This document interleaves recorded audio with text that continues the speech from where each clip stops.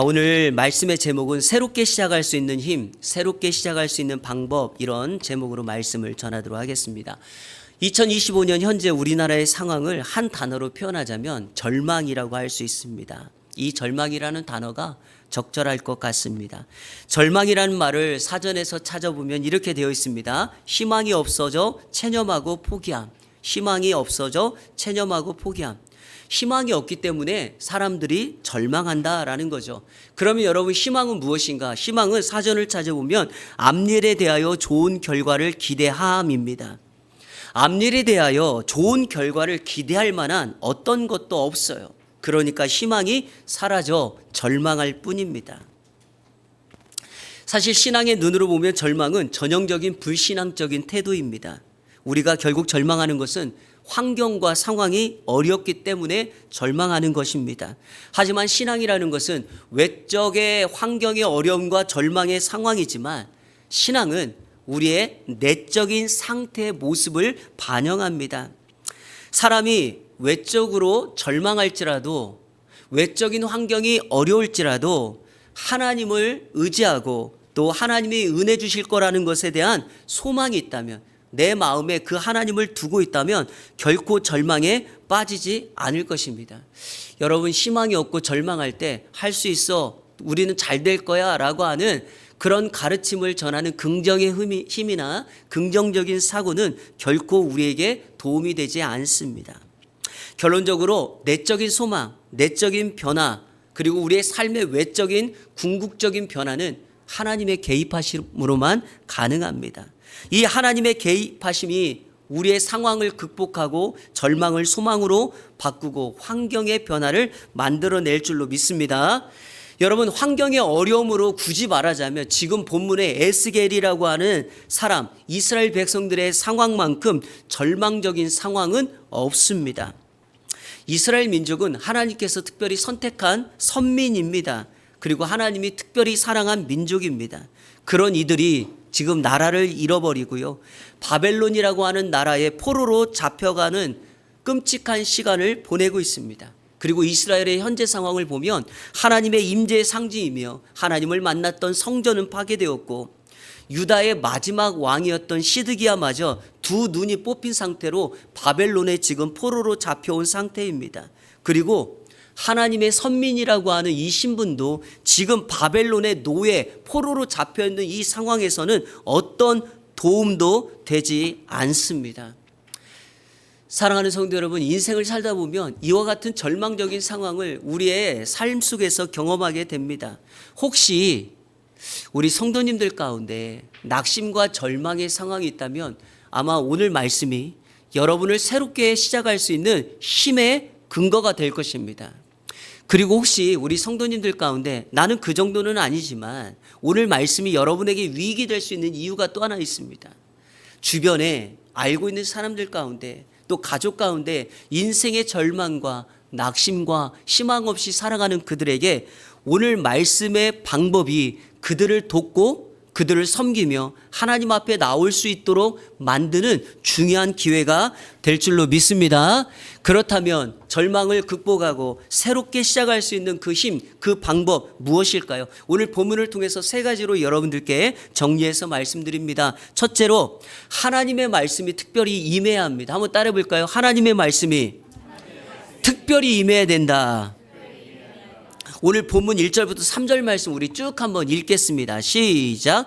30째 해 넷째 달 초다새에 내가 그발 강가 사로잡힌 자 중에 있을 때 하늘이 열리며 하나님의 모습이 내게 보이니 여호야긴 왕이 사로잡힌 지 5년 그달 초다새라.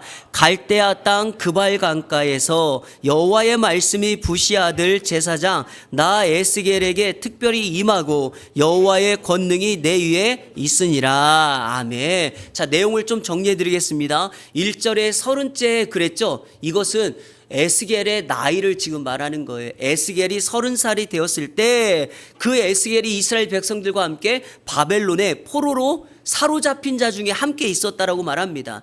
여러분, 2절에 여호야긴 왕이 사로잡힌 지 5년이라 그랬죠.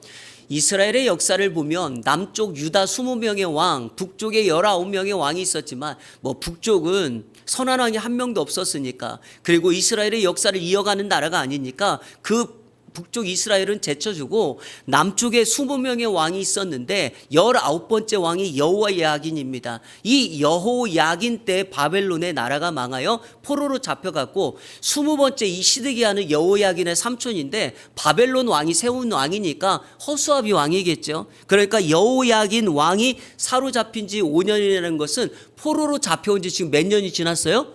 5년이 지났다는 것을 말합니다.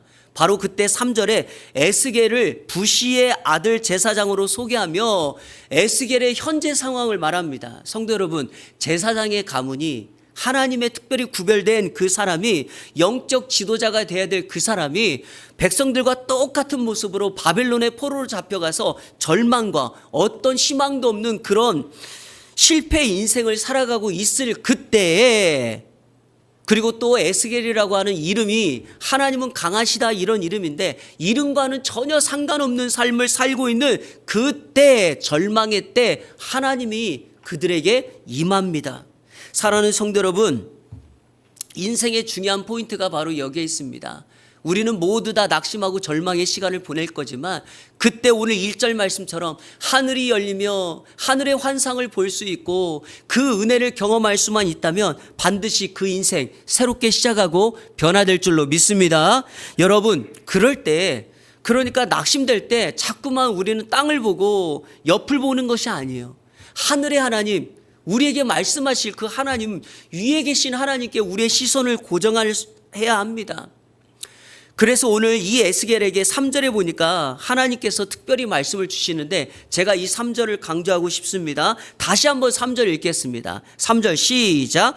갈대아 땅 그발 강가에서 여호와의 말씀이 부시 아들 제사장 나 에스겔에게 특별히 임하고 여호와의 권능이 내 위에 있으니라. 아멘. 하나님의 말씀이 특별히 임하고 그 하나님의 사람에게 권능이 임하였다. 여러분, 이거는 순서이고 과정입니다. 사람들에게 권능이 필요하고 하나님의 능력이 필요하지만 그 앞서서 중요한 건 하나님의 말씀의 임함입니다. 말씀이 사명이라면 권능은 그 사명을 성취할 수 있는 힘입니다. 이스라엘 백성들이 바벨론의 포로의 상황을 극복할 수 있는 힘을 얻으려면 먼저 그들에게 주어져야 될 것이 바로 하나님의 특별한 말씀입니다. 말씀이 들려지고 말씀을 들을 때 그들에게 힘이 생기게 된다라는 거죠. 그런데 여기에 에스겔에 대한 호칭이 매우 중요합니다.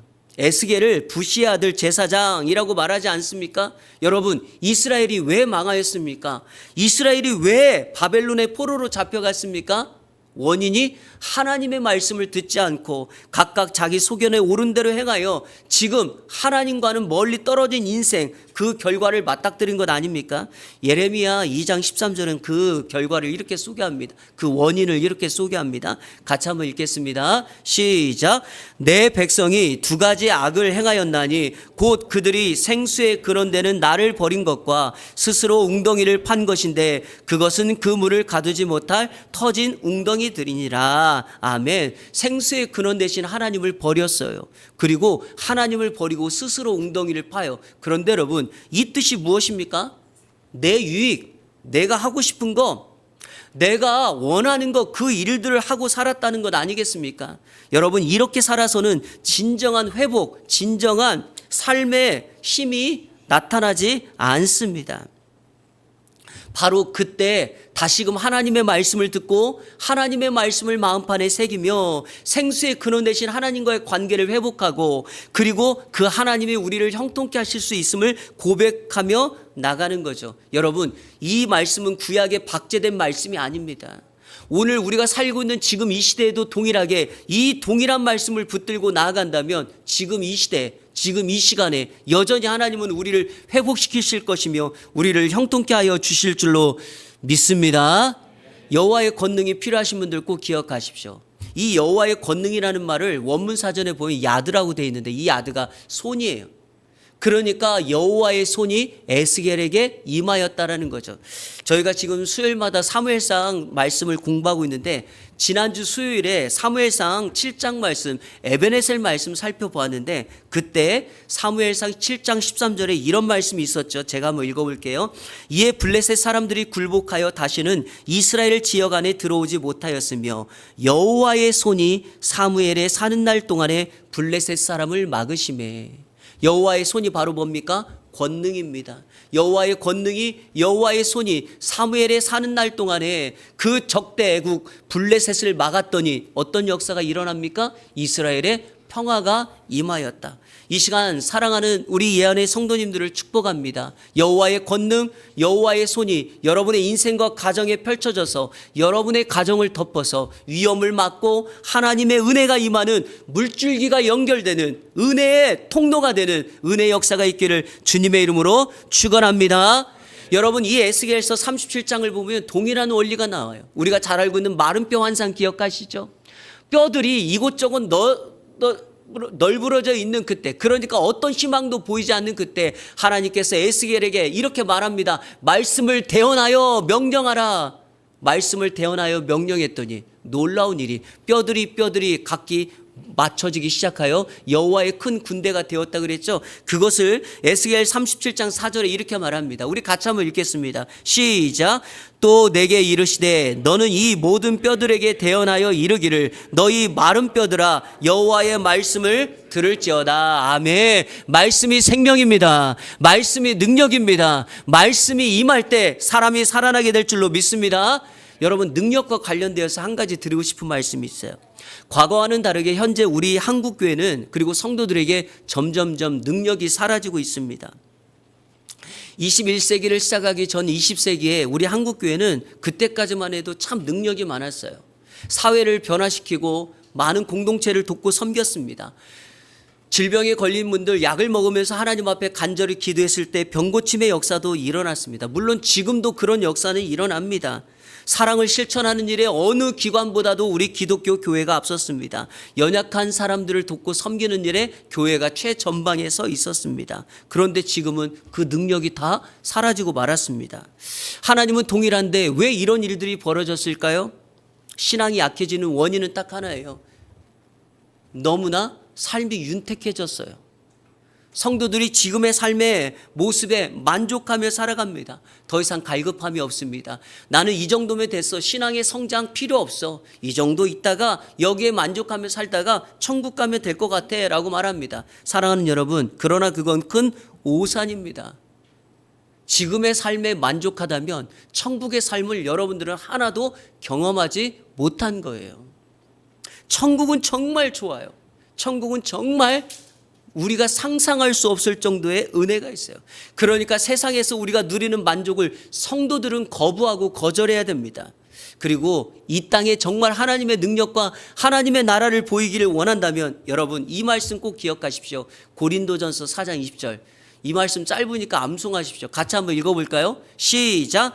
하나님의 나라는 말에 있지 아니하고 오직 능력에 있음이라. 성도 한 사람의 기도의 그 자리가 하나님의 보좌에 다다르는 순간 그곳이 하나님의 나라가 되어서 나를 통하여 주변에 있는 사람들에게 예수의 모습, 하나님의 나라 천국의 작은 모습들을 이 땅에 보여주게 될 줄로 믿습니다. 바로 그곳에 하늘의 능력이 임하게 될 줄로 믿습니다. 그러므로 이번 한 주간 동안 하나님의 특별한 말씀을 여러분의 마음판에 새기셔서 그곳에서 다시금 새롭게 시작하고 새롭게 누군가를 돕고 섬길 수 있는 저와 여러분의 삶이 되시기를 주님의 이름으로 축원합니다. 두 번째, 새롭게 시작할 수 있는 방법이 무엇입니까? 하나님의 임재를 경험해야 돼요. 한번 따라 볼까요? 하나님의 임재를 경험해야 된다. 오늘 본문 4절부터는요 에스겔이 환상을 보았던 네 생물의 환상이에요. 여기 4절에 이렇게 시작하죠. 내가 보니. 이거는 하나님이 직접 보여주신 환상이에요. 그런데 그 환상을 우리식으로 표현하면 우리에게 적용하자면 뭐예요? 에스겔이 보았던 하늘의 그 환상은 오늘 이 시대에 우리가 느끼고 경험해야 될 하나님의 임재와 하나님의 영광이다. 여러분, 제가 늘 말씀드리지만 신앙생활하는 평생 동안 한 번이라도 하나님의 영광을 본 사람은 인생을 허투루 살지 않습니다. 그러니까 스데반이 돌에 맞는 그 순간에도 예수 그리스도가 하나님 보좌 우편에 서신 것을 보았더니 자신을 향하여 돌을 던지는 그 유대인들을 향하여 그들을 품고 그들을 위해서 기도할 수 있는 거예요. 영광을 본 사람은 그 자리에 멈춰 설 수가 없어요. 영광을 본 사람은 하나님 마음을 품고 세상을 향하여 사명자의 인생을 살아가는 겁니다. 비록 내가 힘들고 어려울지라도 생명 다할 때까지 하나님의 환상을 붙들고 그 환상을 전하려고 살아가는 거죠. 에스겔이 본 환상을 쭉 정리하면 그 핵심 클라이막스가 10절이에요. 자, 우리 10절 다 같이 한번 읽겠습니다. 시작. 그 얼굴들의 모양은 넷의 오른쪽은 사자의 얼굴이요, 넷의 왼쪽은 소의 얼굴이요, 넷의 뒤는 독수리의 얼굴이니. 네 부류를 소개하는데 동서남북 사방에 보여지고 있어요. 이것을 피조물의 대표성이라고 말을 하는데 한 주석가가 이것을 이렇게 표현했더라고요. 사람은 영장류를 대표하고, 사자는 맹수를 대표하고, 소는 가축을 대표하고, 독수리는 날짐승을 대표한다. 그런데 이 대표성을 가진 이들의 그 중요한 핵심이 뭐예요? 온 사면에 얼굴이 있다라는 거. 온 사면에 무엇을 상징합니까? 하나님은 이스라엘 백성들이 이스라엘이 아닌 바벨론이라고 하는 그 적국의 나라 이방 땅에 포로로 잡혀가 있을지라도 그 백성들을 향하여 한 번도 시선을 뗀 적이 없다라고 말씀하고 있는 것입니다. 사랑하는 성도 여러분, 기억하셔야 돼요. 내가 힘들면 하나님이 힘든 게 아닙니다. 내가 어려우면 하나님이 어려운 게 아닙니다. 나는 힘들고 어렵지만, 절망 속에 있지만 하나님은 여전히 우리에게 시선을 떼지 아니하시고 저와 여러분을 두 눈 시퍼렇게 살아계신 눈동자로 우리를 지켜보고 계신 줄로 믿습니다. 이 하나님을 붙잡는 순간 여전히 회복의 은혜, 절망의 자리에서도 하나님이 나와 함께 하신다라고 하는 그 임재를 느끼는 순간 그 사람 살아나게 될 줄로 믿습니다. 일전에 한번 제가 여러분에게 소개했던 우리가 잘 부르는 복음성가 가운데 내 이름 아시죠? 이 찬양 아시죠? He knows my name. 그가 나의 이름을 안다. 찬양사역자, 미국의 찬양사역자인 토니 워커라고 하는 사람이 지은 곡입니다. 그런데 이 곡을 만들게 된 배경이 참 놀랍죠. 이 토니 워커가 필리핀을 방문했는데 방문했을 때 한 고아원에 간 거예요. 고아원에 갔을 때 한 아이가 이 토니 워커에게 와서 이런 말을 합니다. 안녕하세요. 저는 제리예요. 이렇게 인사를 하는 거예요. 그러니까 토미도 그래 반갑다. 나는 토미란다. 이렇게 말을 한 거예요. 그랬더니 이 제리라는 아이가 저의 이름을 알고 서로 이름을 나누었으니까 우리 친구지요? 라고 물었어요. 그러니까 토미가 그래 우리 친구지라고 답을 하고 했습니다. 필리핀을 떠나기 전에 두 번 정도 이 고아원을 더 방문했는데요. 고아원을 방문할 때마다 제리가 계속 와서 토미에게 안녕하세요. 저는 제리예요. 나중에 고아원에 있던 원장님을 통해서 알았던 건데요. 이 제리라고 하는 아이가 태어나서 버림받아 부모님께 버림받아 고아원에서 힘들고 외롭게 살아가니까 누군가가 자기의 이름을 기억해 주는 거에 대해서 너무나 그것을 좋아하고 기뻐한다는 거예요. 그런데요. 이 토미 워커가 이 제리라는 아이를 보면서 자신의 과거가 생각났던 거예요. 찬양 사역자, 노래를 하는 싱어지만 어느 누구도 자신을 알아두지 않고 그래서 완전히 자존감이 무너지고 기댈 곳 하나 보이지 않고 내 이름 석자마저 초라하게 보여 눈물을 삼킬 그때 하나님께서 토미를 찾아와서 그에게 위로했던 그 말씀, 내가 너를 잊지 않았다. 너의 이름을 내 손바닥에 새겼다라고 하는 그 고백을 기억한 거예요. 그래서 이 토미가 이 제리라는 아이를 품고 이렇게 말을 해준 거예요. 제리야, 내가 너의 이름을 알아. 그런데 무엇보다 하나님께서 우리 제리의 이름을 더 잊지 않고 기억하셔. 심지어 그분은 너의 이름을 당신의 손바닥에 새겨서 영원히 기억하고 계신단다. 여러분, 이사야서 49장 16절이 바로 그 말씀 아닙니까? 내가 너의 이름을 내 손바닥에 새겼고 너의 성벽이 항상 내 앞에 있나니. 이스라엘이 지금 놓였던 이 바벨론에서의 상황은 똑같은 제리의 상황이에요. 하나님이 우리를 잊었구나. 하나님이 나를 기억하지 않는구나. 이제 우리는 하나님의 손에서 완전히 벗어났구나 라고 생각할 그때 하나님께서 에스겔에게 환상을 보여주면서 이 토미 워커가 경험했던 똑같은 상황을 그들에게 말씀하고 있는 것입니다. 동서남북 사방에 내가 너희를 여전히 지키고 바라보며 함께하며 너를 격려하고 있다. 사랑하는 예한의 성도 여러분, 우리의 있는 인생의 절망과 실패 자리가 결코 우리 인생의 끝이 아닙니다. 그 끝자락에서 예수 그리스도 그 하나님을 바라보는 순간 그 끝자락이 다시금 회복의 자리, 시작점의 자리가 될 줄로 믿습니다. 그래서 믿음의 사람들은 언제나 절망이 소망으로, 낙심이 찬양과 기도로 바뀔 수 있는 하나님의 은혜가 있게 될 줄로 믿습니다. 이번 한 주간 그 하나님을 고백하며 찬양하는 우리 모두가 되시기를 주님의 이름으로 축원합니다. 마지막 세 번째, 하나님을 따르는 결단이 필요해요. 여러분, 하나님을 따르는 결단이 필요해요. 우리가 하나님의 말씀을 특별히 받았어요. 하나님의 임재를 경험했어요. 그러나 우리가 그 자리를 떠나 하나님의 말씀대로 따르겠다라고 하는 결단을 하지 않으면 그 자리에 계속 머무를 수밖에 없습니다. 그러니까 그 하나님을 따라가겠다고, 그 자리를 떠나겠다고 결단해야 되죠. 자, 오늘 본문 말씀 12절부터 14절까지 쭉 한번 같이 읽겠습니다. 시작. 영이 어떤 쪽으로 가면 그 생물들도 그대로 가되 돌이키지 아니하고 일제의 앞으로 곧게 행하며. 자, 우리 12절만 그냥 읽겠습니다. 여기 중요한 핵심 포인트가 있죠. 영이 어떤 쪽으로 가면, 이 영이 뭡니까? 하나님의 영이에요. 하나님이에요. 하나님의 말씀이 어느 쪽으로 가든지 어떻게 해요? 이 생물들도 그대로 따라갔다라는 거 아닙니까? 그렇습니다, 여러분. 하나님이 가는 쪽으로, 하나님의 말씀이 명령하는 쪽으로 우리가 따라가야지 어떻게 돼요? 회복의 역사가 일어나게 될 줄로 믿습니다. 우리는 꼭 납득이 돼야지, 이해가 돼야지 따를 때가 많아요. 하지만 하나님은 우리의 미래를 알고 계신 분이니까 지금의 상황이 이해가 되지 않아도 그 하나님의 말씀을 따라가야 됩니다. 그것이 바로 스스로 생수 대신 그 근원 대신 여호와를 버리고 스스로 웅덩이를 팠던 우리의 삶을 회복할 수 있는 근거가 됩니다. 여기가 좁사오니 하면 여러분 더 이상 회복은 일어나지 않습니다. 하지만 잠언 16장 9절을 꼭 기억하십시오. 사람이 마음으로 자기의 길을 계획할지라도 그의 걸음을 인도하시는 이는 여호와시다. 그렇습니다, 여러분. 아무리 우리가 많은 계획과 경영을 할지라도 우리의 인생은 여호와께서 우리를 인도하세요. 그것을 믿으신다면 누구를 따라야 됩니까? 하나님을 따라가는 이번 한 주간이 되시기를 주님의 이름으로 축원합니다.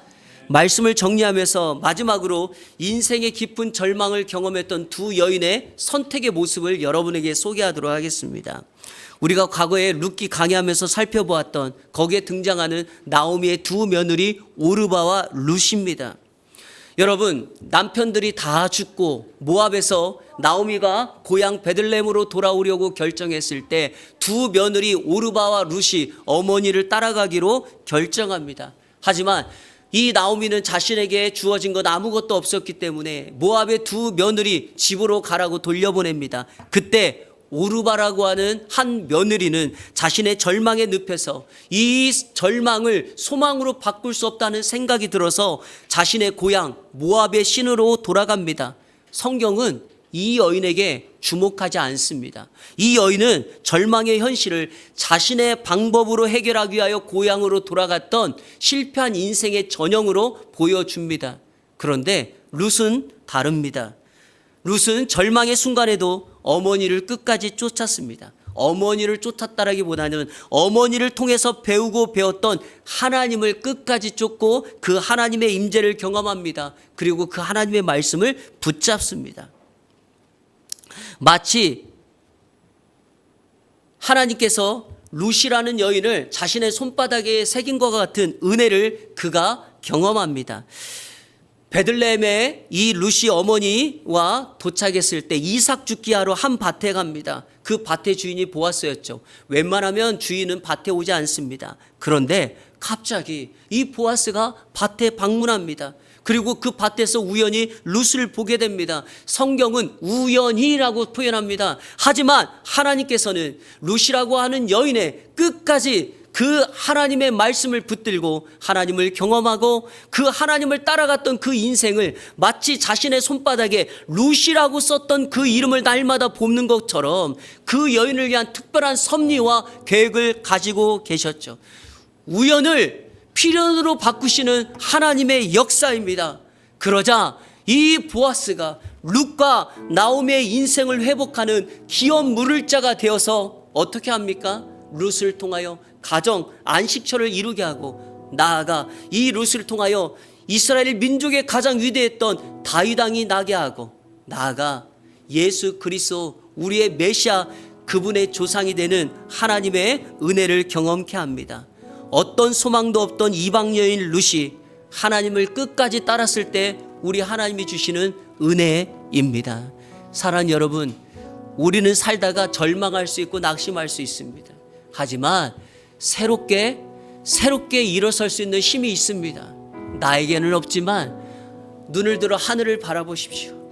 하나님의 특별한 말씀을 마음판에 새기시고, 오늘 또 주신 말씀을 여러분의 심령에 새기고, 에스겔의 그 상황을 극복하여, 룻과 같은 그 절망의 상황을 극복하여 이 시대에 정말 하나님이 원하는 하나님의 사람으로 선한 영향력을 끼쳐나가는 저와 여러분의 이번 한 주가 되시기를 우리 주 예수 그리스도의 이름으로 축원합니다. 우리 시간에 결단의 찬양 다 같이 드리겠습니다. 조금 전에 말씀드렸던 나를 지으신 주님, He knows my name. 주님이 나의 이름을 안다. 당신의 손바닥에 나의 이름을 새겼다. 우리는 영원히 지워지지 않을 것이며 하나님의 은혜를 경험하게 될 줄로 믿습니다. 우리 함께 고백하며 찬양합니다.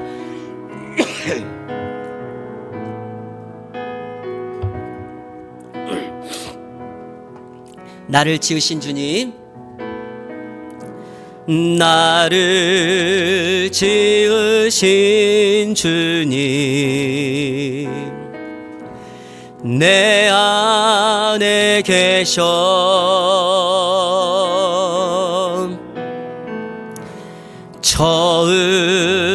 처음부터 내 삶은 그의 손에 있었죠.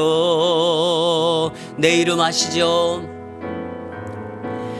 내 이름 아시죠? 내 모든 생각도, 내 모든 생각도, 내 흐르는 눈물 그가 닦아주셨죠. 우리 이렇게 고백합니다. 그는 내 아버지, 그는 내 아버지, 난 그의 소유, 난 그의 소유.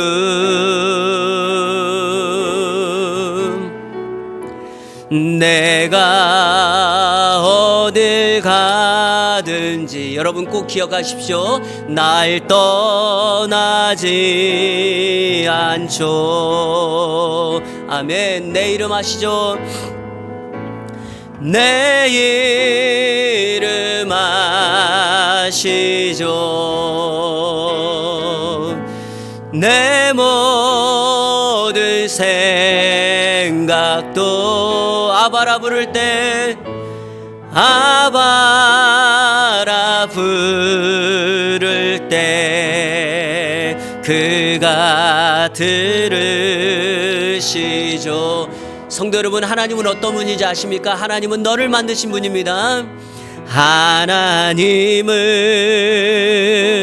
너를 만드신 분, 너를 가장 많이 알고 계시며,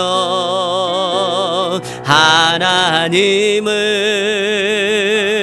너를 만드신 분, 너를 가장 깊이 이해하신단다. 하나님은 너를 지키시는 분, 하나님은 너를 지키시는 분, 너를 절대 포기 하지 않으며 하나님을 너를 지키시는 분 너를 쉬지 않고 지켜보신단다. 그의 생각 셀 수 없고 그의 자비 무궁하며 그의 성실 날마다 새롭고 그의 사랑 끝이 우리 한 번 더 고백합니다. 그의 생각 셀 수 없고 그의 생각 셀 수 없고 그의 자비 무궁하며 그의 성실 날마다 새롭고 그의 사랑 끝이 없단다. 아멘. 이번 현충일 기념식에 대통령이 지난 해군 초계기 사고가 있었던 유가족들을 초대해서 그 4명 순직한 군인들의 이름을 하나하나 호명하는 것을 보았습니다. 나라가 잊지 않겠다라는 다짐이겠죠? 하늘의 하나님께서 저와 여러분의 이름을 당신의 손바닥에 새겨서 내가 너희들의 이름을 잊지 않겠다라고 말씀하십니다. 하나님은 영원하신 분입니다. 우리는 이 땅에서 한계를 가지고 살아가지만 영원하신 하나님이 저와 여러분의 이름을 기억하신다면 여러분, 우리의 현재 어려움은 하나님의 은혜의 통로가 되지 않을까요? 절망의 그 자리에서 하나님을 찬양하고 기도할 수 있다면 하나님이 더 큰 은혜를 우리에게 허락해 주시지 않겠습니까? 여러분, 하나님을 기억하시고 여러분이 이번 한 주간 살아가는 동안에 하나님이 나와 함께한다 라고 하는 분명한 사실을 깨닫고 나아가십시오. 여러분, 실패하거나 낙심은 없고 도리어 감사와 은혜가 임하게 될 줄로 믿습니다. 우리 이 시간에 다 같이 기도합니다. 에스겔과 같은 절망의 상황이 있지만 하나님이 나와 함께함으로 이 상황을 극복하기를 원합니다. 내가 알고 있는 주변에 절망 속에 있는 그들, 여러분 생각나는 분들이 있다면 그 사람이 여러분의 도움이 필요한 사람이라고 하는 것을 기억하시고 내가 그들의 이름을 불러가며 기도합니다. 그들에게 찾아가서 주의 사랑, 하나님의 변함없는 은혜를 그들에게 나누기를 원합니다. 나를 통하여 축복의 통로가 되게 하시고 나를 통하여 그 공동체를 이루게 하여 주옵소서. 하나님, 나의 자녀들의 이름을 기억하시고 평생 그들에게 시온의 대로가 열려지게 하여 주시옵소서. 우리 이한교회를 통하여 이 지역사회 빛과 소금의 역할을 감당케 하옵소서. 우리 시간에 다같이 한 목소리로 통성으로 기도하며 나갑니다. 기도하겠습니다. 좋으신 아버지 하나님, 은혜와 사랑에 감사합니다. 에스겔이 당면한 절망의 상황 속에서 우리 하나님께서 환상을 보여주시며 특별히 말씀을 주시면서 내가 너를 떠나지 않고 그 절망의 자리에서도 여전히 너를 지켜보고 있음을 말씀하셨습니다. 하나님, 우리도 이 말씀을 마음판에 새기고 붙잡습니다. 이제 그 하나님의 말씀에 따라 떠나고 순종하며 나아가기를 원하오니 주여 함께하여 주시고 인도하여 주시옵소서. 혹여라도 우리의 삶 가운데 절망과 낙심의 자리가 있습니까? 거기에 머물러 있습니까? 오늘 말씀을 통하여 그 하나님을 붙들고 이겨나가게 하여 주옵소서. 하나님은 우리의 이름을 기억해 주신다고 말씀하였사오니 하늘의 은혜가 임하게 하여 주시고 성령의 충만함으로 하루하루 매 시간마다 살아갈 수 있도록 인도하여 주옵소서. 사랑하는 성도들의 눈물을 닦아주시고 하나님께서 새 힘을 날마다 공급하여 주시고 여호와께서 독수리 날개치며 올라가는 듯한 새 힘을 이들에게 허락하여 주시고 하늘의 능력을 경험하며 나갈 수 있도록 인도하여 주시옵소서. 우리를 통하여 이번 한 주간도 축복의 통로로 살아갈 수 있는 놀라운 은혜가 임하게 하여 주옵소서. 예수 그리스도의 이름으로 기도하옵나이다. 아멘.